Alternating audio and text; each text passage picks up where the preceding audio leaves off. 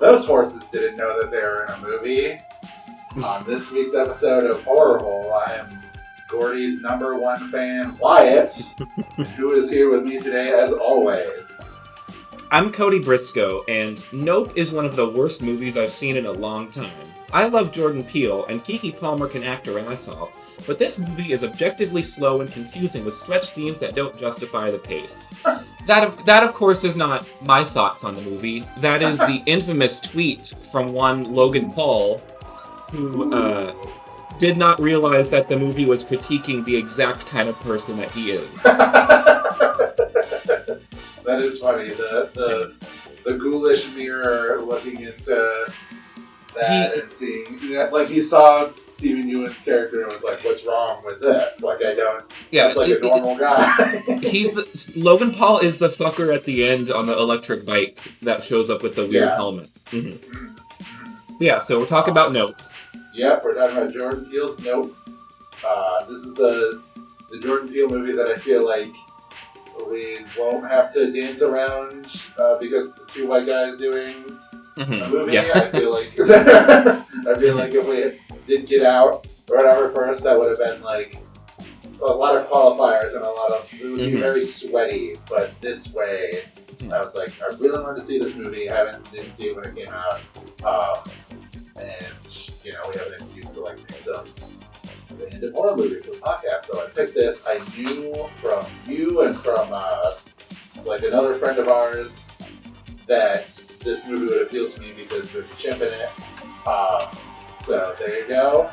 It's obviously not the overall point of the movie. It's the chimp, but it's very related to the themes. Yeah, I'd say that the chimp is the final puzzle piece that completes the whole movie. Yes. But it's not like, the movie's not about a chimp, it's about something else. Which we'll talk about when we get into it. But Cody, what is your experience with this movie? Had you seen it before doing this podcast? Yes. So this was a movie that luckily I avoided the trailers for, but I had to see it in theaters. I ended up seeing it twice because it was such a great movie for like the theater going experience. Like the sound design, just like all the shots of like the sky, like we'll touch onto it, but this movie to me is like this generation's Jaws. It's a horror movie for sure, but yeah, it ties in like adventure and blockbuster. There's comedy in it. Oh yeah, I would say I felt that too. It is very Jaws-like in that the horror comes more from the people underestimating nature than it comes from like like normal horror things where it's a little bit, maybe there's a supernatural element to it or something. So this is maybe closer towards that end of the spectrum, but like Jaws, I consider that a horror movie, For sure. And then same thing with like Alien, where yes, it's primarily a sci-fi movie, but it's also a slasher. All the hallmarks of a horror movie. Maybe Aliens and some of the later ones are more so like just sci-fi action, but that original one was absolutely a horror movie. I'd throw Predator into that realm too. The first one is very action and macho, but it also has the structure of a slasher. Yeah. Have you seen the other Jordan Peele movies? Yes, I'm a big fan of Get Out. Us, I think, is a really, really good movie, but towards the end kind of loses a little bit of steam for me, and I would say it's his less good of the three movies. I cannot wait for his third one, but I think Nope is my favorite of the three, though. Yeah. I've seen that a lot. Like, I've seen a lot of people online that were like saying like that this was like the most creative, the most like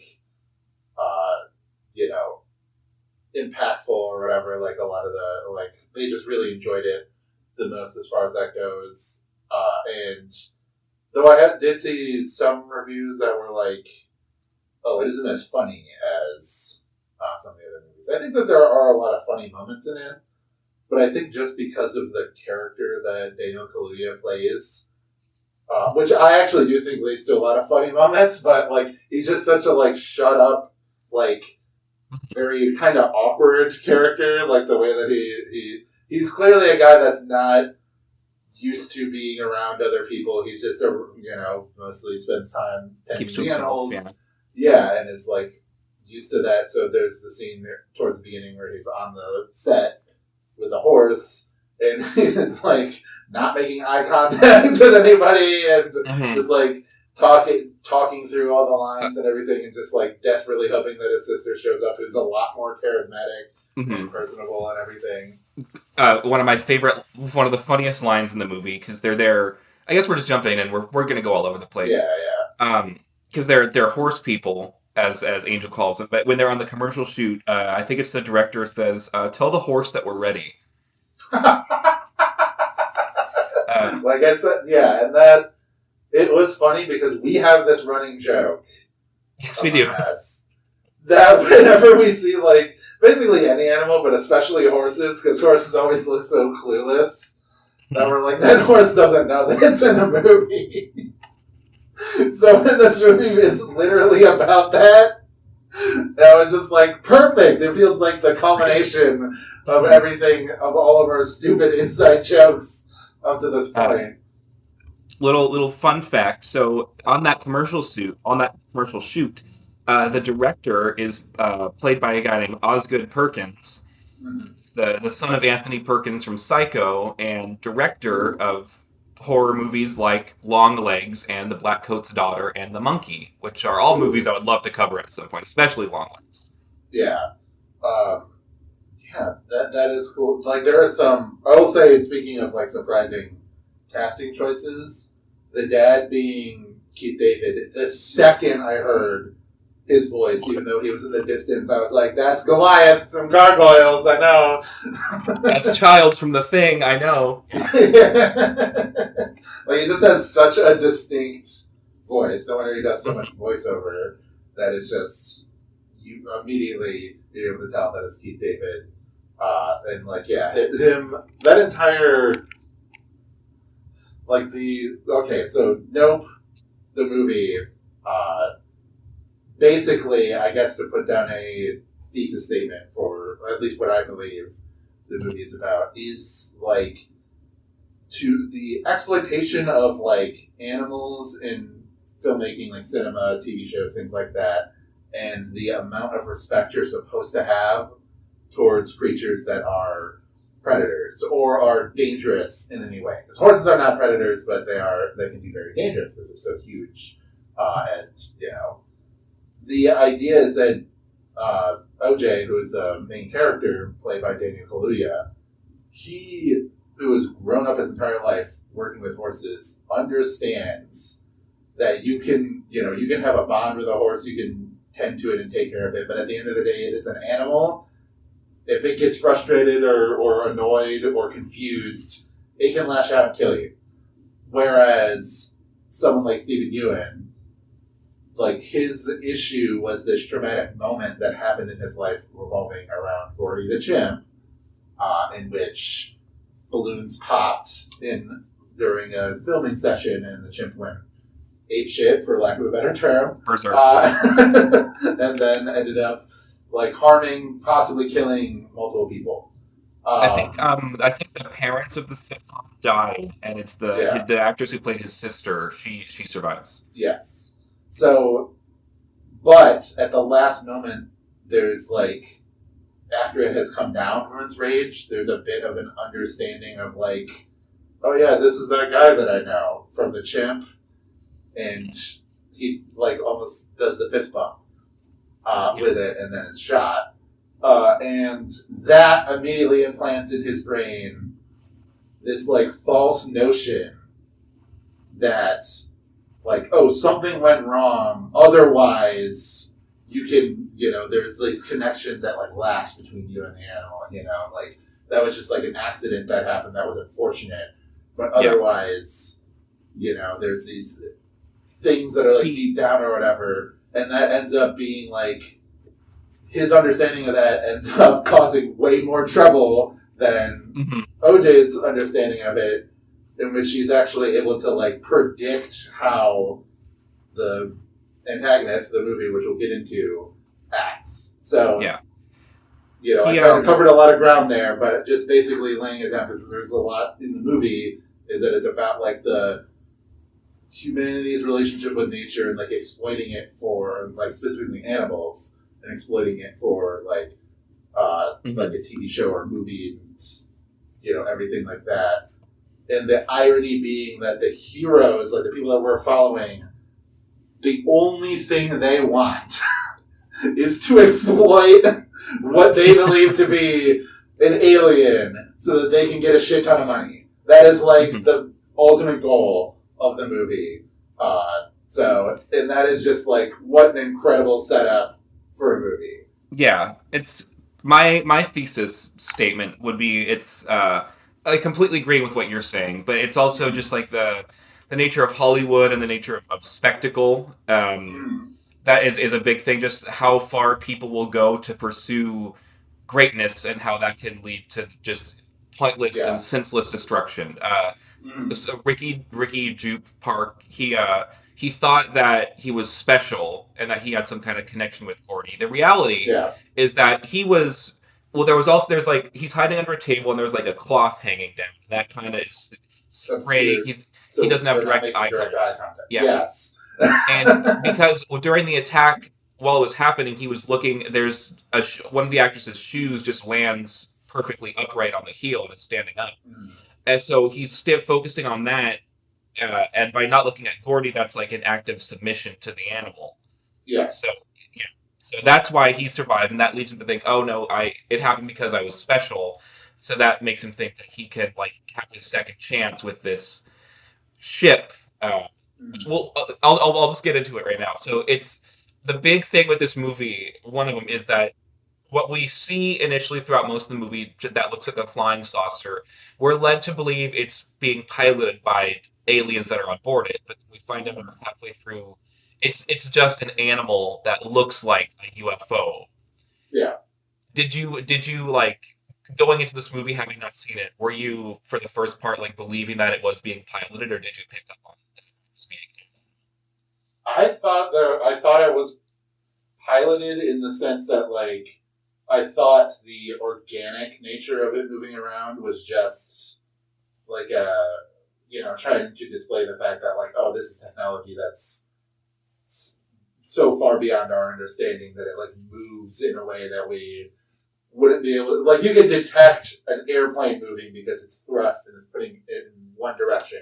Yeah. It's not omnidirectional like an animal that can like defy gravity, like we learned this one is. So like yeah, at first I knew vaguely that there was like alien shenanigans going on, but I didn't know to what extent. Yeah.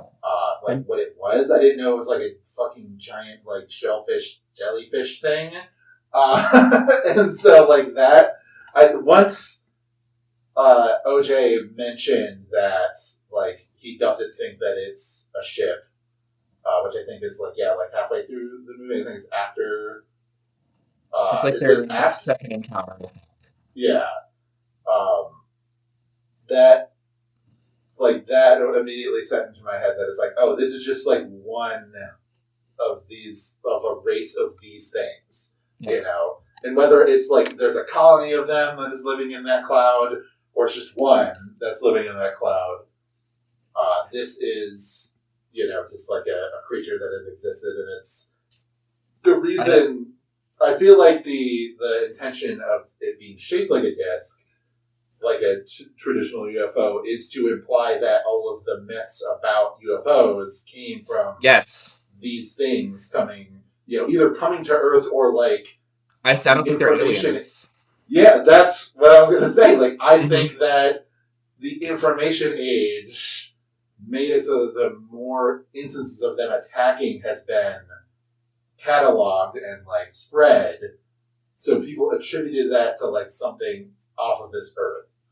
But I think that these things have always existed on Earth, and are just, they're like kaiju or something. Like, they just like have like, and that's, they're part of the ecosystem, and that's why it's so cool that you have OJ slowly piecing together the like rules of it and like understanding it on like a nature level, being like, this is what you need to do to like this is what it doesn't like, this is what it does like, this is how it chooses what it attacks. Mhm. And it's all things that we have seen demonstrated through like earlier on. So it's like Yeah. the rules are very like you as an audience understand them. Mhm.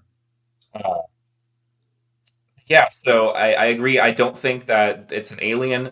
One thing that I I have a feeling that you probably picked up on as well Mhm. is this is one of, if not the only, like American kaiju movie that incorporates that thing that you always talk about, which is like Mhm. the central tragedy of the kaiju. That it's just Yeah. an animal that its existence is so incompatible with ours, and that there's like a sadness to that, Mhm. which Yes. in so many other ones it's just like a big monster you gotta kill. Yes. Like a lot of things that just see the spectacle of the kaiju, they sort of just take the aesthetics and transplant them onto a story about we got to beat this evil thing. In my opinion, that's a lot of the problem with the MonsterVerse movies. Not gonna say that they're all terrible or anything. It's just like that. It's not bad. Yeah, sure. But like, there's some pathos there with like King Kong, but the like in general, like the coolness of what's going on is more the star of the show. Whereas like, we both love Shin Godzilla, and that's a thing where it's like this is an animal in agony that is like changing. It doesn't know what the fuck is going on. This is probably not its natural life cycle. It's been like horribly mutated due to human intervention. Mhm. And the problem just like keeps getting worse and worse because it doesn't know what's going on. It's lashing out. Humans don't know what's going on, so they're lashing out, and it just ends up like causing this like pendulum swing, constantly extreme in each direction. And the movie has to end with like we just have to freeze this thing and hope that it never is able to cause any trouble again because that's the Mhm. best we can hope for with something this destructive. And yeah, they call the monster Jean Jacket, named after one of the horses, Mhm. um, which is a great name. By the way, I Yeah, I love love that horse name. names. Like horse names are really good, but it's like yeah, there is just like this sense that like yeah, it's attacking people. That the scene where it like eats the entire stadium of people Oh yeah, is we got to talk fucking about that. fucking horrifying. Absolutely. Like, that's probably one of the most like oh god, like just seeing the people being digested Mhm. inside of it. Like I can't imagine It's like how. it's like a bounce house. Like it's like stretchy material. It's Mm, so like like unusual and yeah, it's it's very it's like unpleasant. a primal like I'm not even like a claustrophobia like I'm not like that freaked out by that or anything like that but it's like such a primal fear of like being stuck in the womb or something that like there's just Mhm. something disturbing about Yeah. like the kind of see-through nature of being like sucked into that thing because people like the noise that it's making is not like a vocalization from its own body. It's the people screaming. Yes. Uh, and then, like, that moment when there's all the screaming, and then it just all stops at once, and then, like, the detritus, like, it excretes Yeah. from its Anything body. non-organic. Yeah. Yeah, and blood and everything. It's just like, fuck. That is Okay. Yeah. disgusting and horrible. We got to talk. Like that's one of the coolest shots ever. When it's just the shot of the house, the UFO directly above it, and it's raining heavily, so you just see like a circle of rain around it, but not hitting the house because the aliens. It's so fucking cool. Yeah. Yeah. Well, let's bring on that because this is the first Jordan Peele movie you'd ever seen. Mm. Um, how like his direction is so like it's perfect. It feels like Spielberg, like Spielbergian. Yeah. Yeah, yeah. Oh, the I feel like the direction, like shots and things like that. There's so many beautiful shots in this movie. I'm just like really impressed. Like especially because the I feel like the previous two movies were a lot more low key as far as horror movies go. Somewhere Like in 28. Yeah. Mhm. Well, no, I mean the last two. Of Jordan Peele's movies. I think you meant the Yeah, last two that yeah, we covered. sure. Yeah. Well, those have some ambitious shots in them too. I guess what I'm saying is that, like, not to discredit those movies, which I have not seen, but the scope of this, even though it's like a fairly contained in this valley, it just is like inherently a more epic kind of scope that's going for like big sweeping shots and everything. Especially like in the climax of the movie when they've like jury rigged the entire valley to be like a perfect bait to capture like the best possible footage of this creature. Like all of that stuff is so good, and like I was like actually tearing up at the end when like the monster is like fully opened up its like body and form, and like the two siblings like on either side of it, and like trying to lure it away from each other. Just like that whole moment is so fucking good. It was so like amazing and awesome and everything. Like the music and just the feeling of it. It kind of, this is maybe an insane thing, kind of going off of what we're talking about. Oh, bring it. But like the imagery of Jean Jacket, and it's like when it's on the hunt instead of just being like the shell thing, like when it's like it's fully fanned out, very angelic. Yes, and I wonder if the implication is that the legends of angels came, like as in these things have been on Earth for, or not even, again, they're not aliens, they've just been around and interacting with humans for so long that like gods and the divine and like taking humans into heaven and things like that have all come from these creatures. Oh, yeah. That makes perfect sense to me. Yeah. Like, because the silhouette of it is very much like a big billowing dress, you know. Yeah, it's like a sheet with thing. Yeah, and it's very angelic. So I'd be remiss if I didn't mention the design was influenced from the angels from Evangelion. Yeah, that makes sense. There was one very big anime reference I noticed in this movie. The Akira bike slide, you know, that M does at one Every point. director wants to do that shot at some point in their career. Yeah. And every director should, because it's sick as fuck. I think, like, you know, we're talking about kind of like the loftier thematic stuff and, you know, the monster and everything. I think, like, the cast of characters in this movie is really good. We already talked about Otis a little bit, but... Okay. Yeah, sure. But that's his, you know, first name. Oh, yeah, Otis Jr. Yeah. I was just on Wiki, so I saw that first. I just think of him as OJ. Yeah, because that's what it's referred to as. But like his sister, very entertaining. Again, she's like, the fact that like OJ is so like sullen and kind of like introspective about the idea that he's like, I'm pretty sure I saw an alien. And then she's immediately like, you know what this fucking means? And they like immediately they go to Best Buy immediately and like get a bunch of like home security things. The Angel Torres, the guy that they end up befriending, the tech guy. There's so many little touches with Angel. Like when he's out there, he's like, "Oh my, I just got dumped because my girlfriend booked a pilot with the CW." Very LA, you know. Yes. Problems. They go back to his apartment and they're playing VR, and we see on his desk he has a crypto mining setup.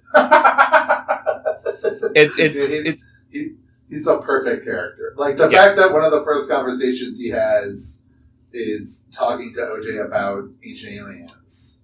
Like when they're on the, you know, I'm just like, I sent you the message, but it's like, that's the most horrifying part of the movie is like having to have a discussion with somebody who watches Ancient Aliens. Which Uh, I've heard a lot of UFO theories. I've never fucking heard the one that they're humans from the future coming back. I don't know where they get that from. that feels like I don't know. That feels like an offshoot of because there's the okay. Here we go. We're gonna get into some ancient aliens discussion, ironically, but so there's the the Anunnaki, right? You know that theory. Do you know what I'm talking about, or no? Are you a normal Uh, person? I'm, Okay, I'm not so normal, but I don't know that. so in Sumerian mythology, the higher race was called the Anunnaki, which means like the people of An, the sky god An. And so ancient alien theorists believe that the Anunnaki were referring to aliens that came to Earth, and like built the pyramids or whatever. I've talked about this before. It's so funny to me that people think that like there were Atlanteans and with psychic powers or aliens came and helped build this stuff and pyramids. Not to discredit how impressive pyramids are on like a Bronze Age human engineering level, but they are just rocks, right? Like they are just like a bunch of rocks stacked up into a triangle. Wouldn't you think that it would be way more impressive if the aliens could construct buildings made of light or something like Yeah. that? Or be like, yeah, we put like a whole machine around the sun to siphon energy from it. I don't know. Any of those things, if they're like so beyond our comprehension of power. But anyway, the whole point is that the idea is that these earlier humans or whatever like left the planet, had this high technology, and like they're coming back now, and that the humans that were left on Earth are like the undesirables. Okay. So like well, all of the good humans and the pure ones. You're gonna learn very quickly that all the ancient alien stuff is super fucking racist. So that I mean, it already is pretty racist to be like these brown people didn't there's no way make the these Egyptians could have buildings. built that. Yeah, but like all of them also have to do with like human purity and like whatever that kind of nonsense. So, Mhm. yeah, I don't know. Just wanted So to, that's the garbage that Angel is yeah, is listening love, to. yeah. Uh, It feels like exactly that guy that would like listen to Joe Rogan and things like that. So, that said, he's never ever not endearing. Like that kind of person in yeah. real life would be fucking annoying as shit. Mm. Uh, but the shoot, I can't remember. Daniel Pena, I think is the actor's name. He is just so charming and likable in that role that I could be wrong, but I remember hearing that he was originally meant to die, but that they rewrote it to let him survive just because he was so likable.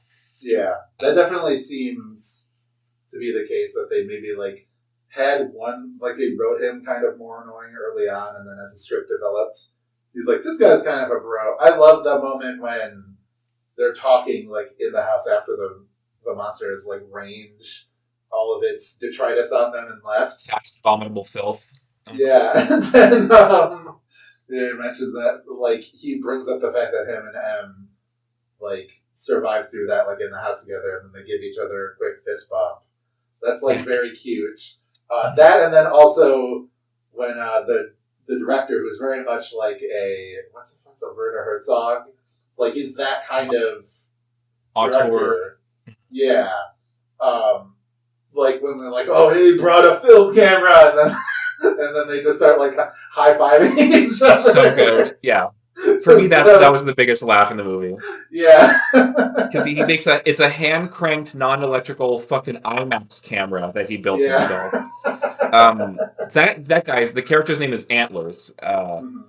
He's also I wish he was in the movie a bit more just because Sure. he's so enigmatic and like his voice rivals Keith David's voice.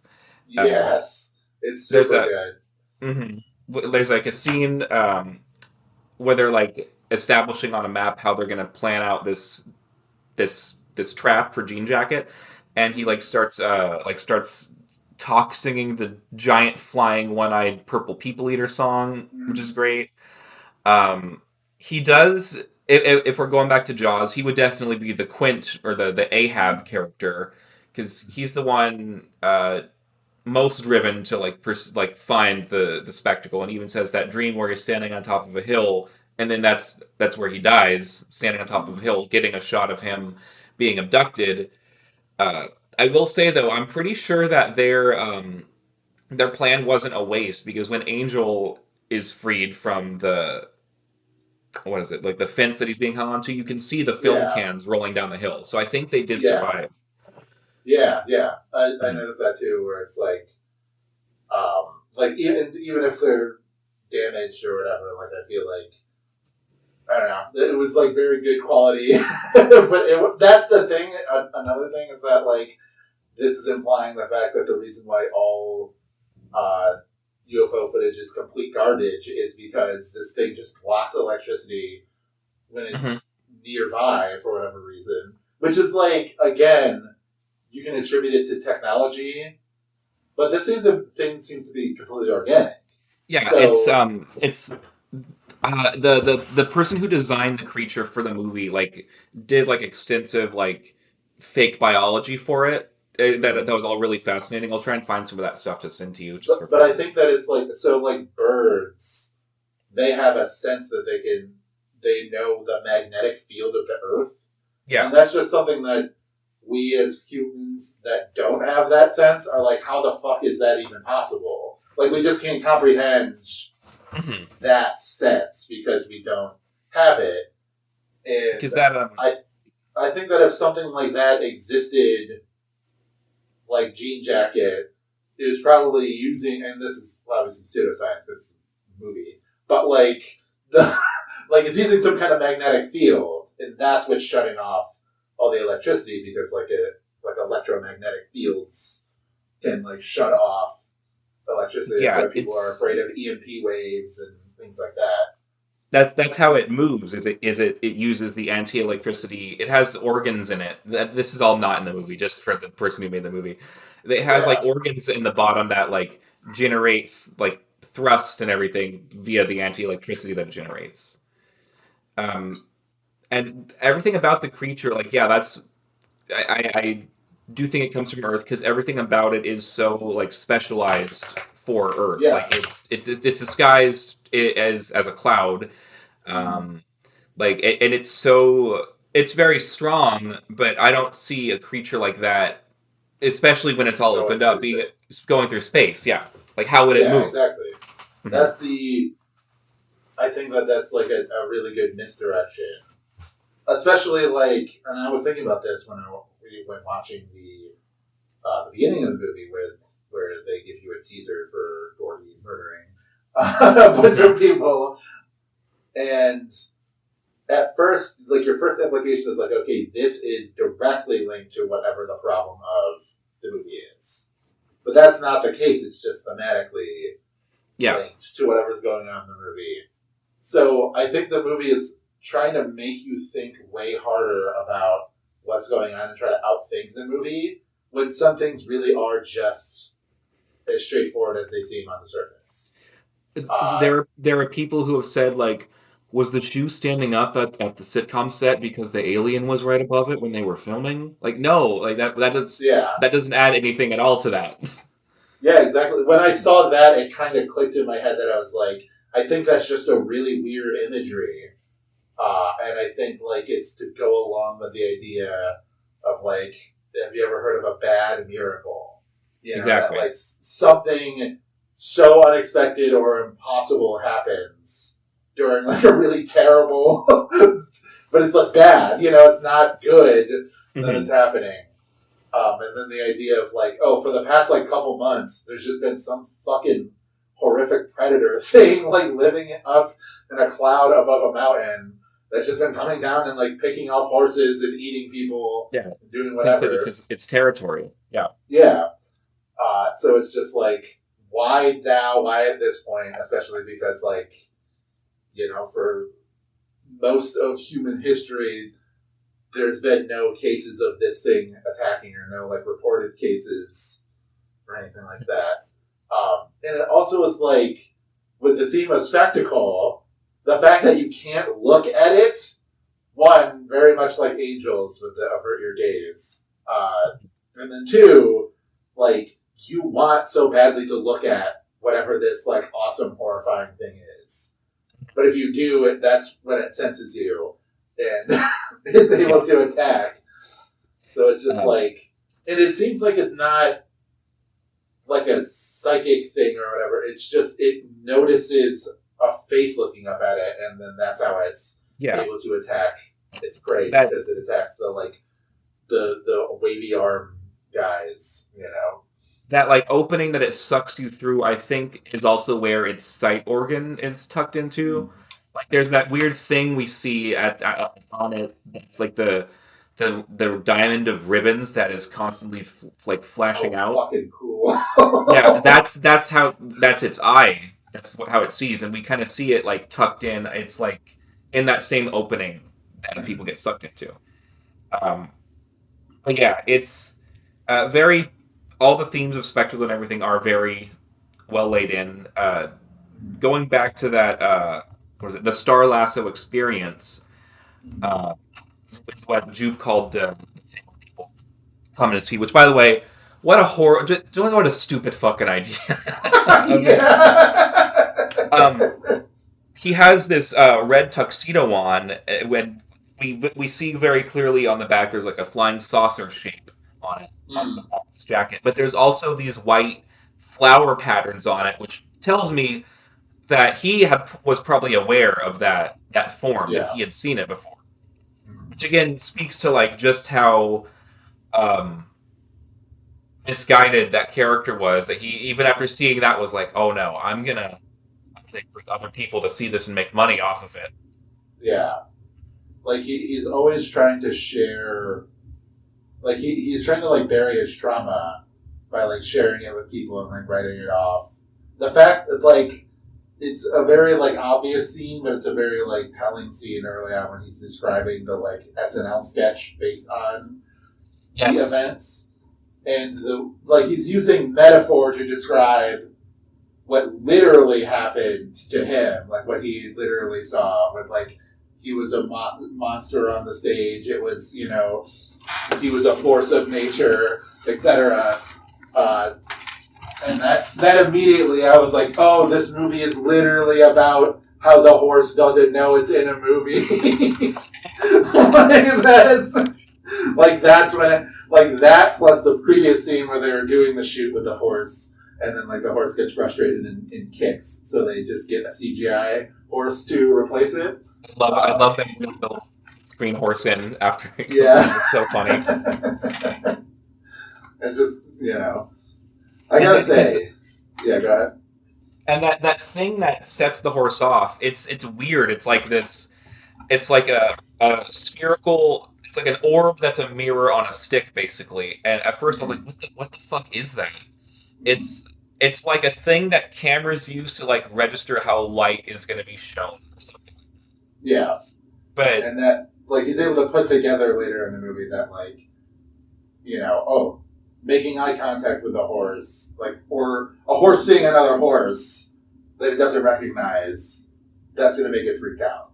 So it's seeing its own reflection.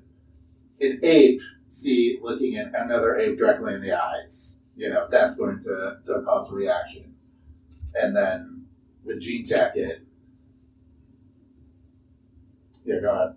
Oh, I mean, me, you, and Nikki, I remember us watching videos of just a big fucking mirror in the jungle, and gorillas just pouncing up on their own reflection. Yeah, they're like do displays of dominance, like smack the ground or smack their chests or whatever, because it's like, who is this guy who's in my territory? Yeah. We look at that and we see them as like dumb animals or whatever, but that's makes sense. Yeah, it makes perfect sense, and it's also like, again, the disrespect for those animals in nature is what leads to accidents like that happening. So that's like, and even if you do like respect an animal boundaries, you're still not safe. You still have to be on edge at all times because something could go wrong. There's many examples of like trained professionals who get injured by the animal. That also, oh my god. Well, they name dropped Siegfried and Roy. Yeah, the Siegfried and Roy. the fact that I brought up Werner Herzog, Grizzly Man, that's like a huge My example God, of I didn't. Yeah, yeah.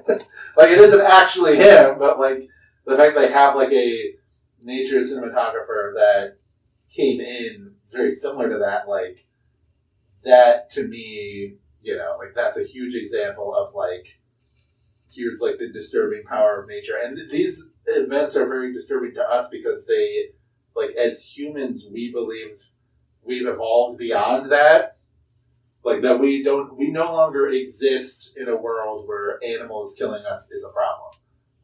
Like that's just below us, that's primitive, but we're the same people that we were 200,000 years ago. Animals are going to kill us if we're not careful, or in the wrong place at the wrong time. That's just like the way of nature. And that's just like, it's just like a very cool twist for, like, to take that idea and to, like, elevate it to, like, this commentary about, like, exploitation. Like Hollywood and everything. Mm-hmm. Yeah. Is just, like, such a smart idea because, like, yeah, again, like, something like Jaws does it about, like, respecting animals and things being, like, a force of nature. I know eventually Jaws becomes supernatural. Oh yeah, the sharks become psychic. Yeah. But, like, but as it stands, like, the purpose of it is to be just, like, a monster. Same thing with, like, the xenomorph and Alien. I know eventually it's some fucking ultimate engineered life form of whatever origin, but originally it's just, like, a weird parasite that was on this ship that killed this different alien species, accidentally gets into our ship, and ends up fucking up the entire ship, and we just had to figure out a way to get rid of it.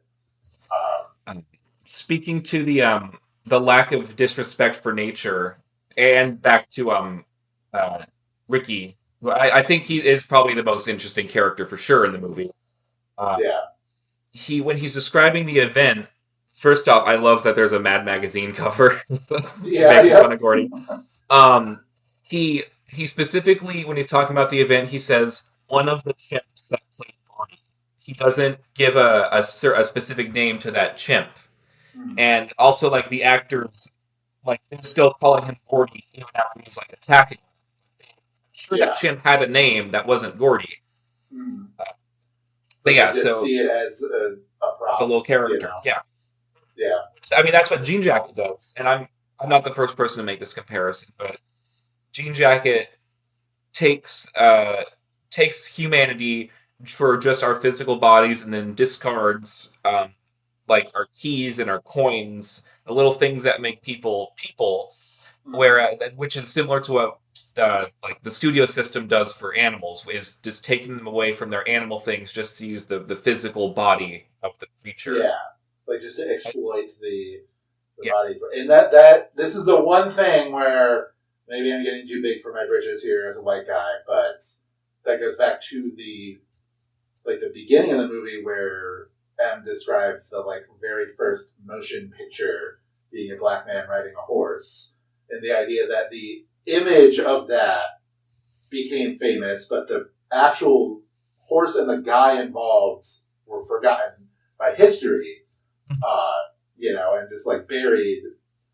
either because of just the reputation of the image and the novelty of it far surpassed anybody involved, or just from the racism at the time, just wanting to not care about or bury an important thing that a black person was involved in. That to me feels like a good connecting thread from the previous movies that Jordan Peele did that are that have these aspects of social horror to them, and black people navigating society.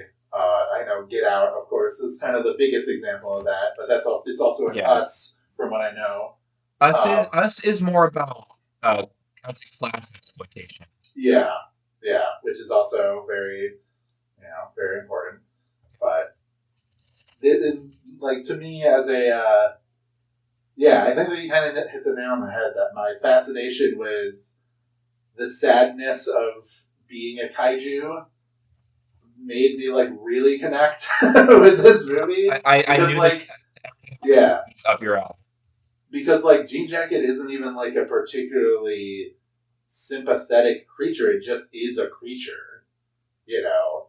And it's sad that it dies at the end, but like, you know, it's not necessarily that what it's going through is specifically tragic. It's just that the parallels between what it's going through and what has happened, like what we have actually done to real animals, is like easy to see. And I like that the way that the movie ends is not a moral lesson or anything. They do exploit this creature and its death, and they get a picture of it, and you know it's just kind of left hanging there. But it's not like, oh, the only reason it's attacking is because it has a clutch of eggs or whatever, and it's protecting them.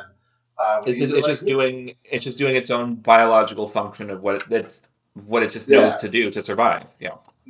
Yeah, and it's not like there isn't some come to God moment from M or OJ that like we shouldn't be doing this. You know, we should just leave it alone. They are like, look, we are pushed to our brink. We gotta pay our bills. This is a good meal ticket. We just have to. You know? We're already in so deep. Yeah. Yeah. So just like going for it, and like that moment after they're able to escape. By the way, the scene when it's like the morning after, and like the truck turns back on, and they're trying to like get to the car. Like once I realized that Jean Jacket noticed them, I audibly said "fuck" like out loud, like watching the movie because I was like so stressed for them. And then like when they went to the like diner afterwards, and then you know the other two, M and Angel, are just trying to like bury their fear and just like talk about bullshit, and then OJ brings up, you know, like I think if you don't look at it in the eyes, he won't notice you. And they're like, come on, read the room, man. We're trying to move on from that. And they have to do. They have to go rescue the most important character in the movie, Lucky the horse, because he was left behind in a trailer. That's a very cute horse. I hope he was treated well. You know, I have no doubt. I shouldn't say that, but I have a feeling that just based on what the movie's about, special care was taken for the horses. Yeah. Because they're good. They're good boys, you know. I love Lucky's absolute refusal to step out of that cage during the scene when Jupe is trying to feed him to Jean Jacket, and he's the only one that survives. He just I'm fucking staying here, dude. Again, it kind of instinctually knows that a giant predator is coming. And it's like, if I just stay hidden, it won't see me, and I'm okay.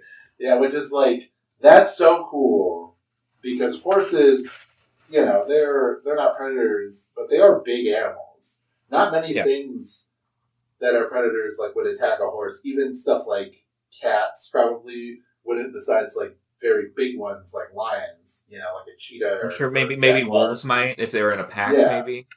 Yeah, exactly. Like you would need like a pack of animals or a bear or something that's like very big and imposing. The fact that something from the sky could swoop down and attack, like that is like fucking terrifying. And that's also like, you know, there are old legends like Native American mythology and like Persian mythology of like giant birds that are big enough to like eat cattle. And I wonder if that had any like unconscious influence on the design of like this thing that's just like, how there's something that just flies and eats our cattle, you know. It's just like, I don't know, just like such a good monster. Like there's just such a it's so fascinating. Yeah. It's like its relationship with humanity is just like so interesting to keep like digging into. Like we've it presumably is able to be relatively stealthy, like at the beginning when I think it's when OJ is driving his dad to the hospital. We can hear like reports of like missing hikers in the foothills. So like Yeah. it's able to just swoop down, pick a couple people up, and go back to the sky. Like that Mhm. just that would explain all of our like UFO sightings and everything. Yeah. It's just such a great concept for a monster. Yeah. So Uh, I don't know. Is there anything else that you want to talk about that we haven't gotten to yet? I think we've done great so far because we've just been talking. Like I haven't even really read any of my notes or gone like chronologically through the movie. It's been great. Uh, Yeah. I love that the use of the sky in this movie is comparable to like the ocean in Jaws because you're constantly keeping your Hmm. eyes scanning the frame to find that thing. Yeah. Uh, And that cloud, just the idea of there's that cloud that's always right there, and until it's pointed out to you, you're just like, okay, whatever, it's a cloud. I see clouds all the time. But when it's pointed out, it's like that exact cloud has been mhm. stationary there for 6 months, just like swooping, and it's been presumably like coming down and like attacking, and like eating things, whatever, for like that long. Just like, yeah, very, very cool that they have, like you said, the like you're watching the sky instead of the waves, and Mhm. this is one of those situations where like watching it, like the one thing that you want to do, look at it, Is it's you should not be doing. yeah. Hmm. Uh, I do think that does wrap up my my thoughts on Nope. Yeah, excellent movie. If the other two are anywhere near as good, then I'm excited to check them out at some point. Again, maybe not for this podcast, unless we're able to actually. I mean, I don't know. I don't know if two white guys need to talk about Get Out anyway. Yeah, But you can watch things on your own without making content out of it. yeah, yeah. So Go out and buy the script to Get Out. It's printed like in like paperback, and it's one of the best scripts I've ever read. It's so well written. yeah, that's really cool. It's better, even better than like Mr. Hunter's scripts. Are you sure? He's like DeviantArt scripts. Well, um, Jordan Peele has a leg up because his are at least in script format. Yeah, and it doesn't We're keep keeping saying that in. cut to, Hmm. etc. Um, anyway, it was good talking, Cody. Hmm. Where can we find you and all your stuff? Well, you can find me here on my YouTube channel. You can find me on Twitter. My name there is Gay Boomhauer, and I've acted in several horror movies of my own. You can find my IMDb page to find those movies. Wyatt, where can we find you? I'm over on Twitter and Blue Sky at Wasp Ranger, WAZP Ranger. Mostly stream of consciousness stuff, but I do post about any videos or podcasts I'm doing. My main squeeze right now is Cartoon Buffoons, which I do with our friend Morgan, where we go through every single Cartoon Network show in order. Um, that's pretty good. If you want to get it a week early, you can go on Patreon, $3. Bam, It's Only Magic. If you want to just check it out for free, go on to the YouTube channel, It's Only Magic. They're all there. There's like over 40 episodes at this point. Um, yeah, and if you just have $1 and still want to donate to the Patreon, then you can still get stuff. You got Wow Cool Robot, me and my friend Wayne going through every single robot in existence. And just recently, I started doing Toku Talkers with a friend, Buster Corp, aka Oh, Blue Buster or whatever, on uh, Blue Sky and wherever else, on YouTube and everything, where we just like watch the new episode of Gozuger, talk about it, for like 20 minutes, and then throw it up on YouTube. It's a good time. It's been, very I good show so far. gotta watch the new episode So still. yeah, not quite Don Brothers 2, but it's exuding Don Brothers 2 energy is how I'll describe it. Like that's my feeling so far Yeah. as of the episodes that we've had. So all right, that'll do it. Cody, Mhm. what's our next movie going to be? Oh God, this has been I've had such an emotional journey coming up with the movie to watch this Yeah. week. I don't know why. I couldn't narrow it down. I had four choices. I narrowed it down to two. So I'm just gonna go with my gut. Uh, we're gonna be watching Jacob's Ladder. Ooh, okay. I'm into that. Have you That's seen like her? Have you seen it? I have not seen Jacob's Ladder, but I know of it and Same its here. influence. Like especially its influence on Silent Hill. Like I know that's like a big like visually it has a lot of influence on that. So I'm very excited to check that shit out. And again, it was down to Jacob's Ladder and the Toxic Avenger, which again, Which I is there not? Isn't there a new like a remake or something coming out? and it comes out this summer, I think. Maybe we'll do an episode to coincide with that. So, for that. All right. Take care, everybody. Peace out.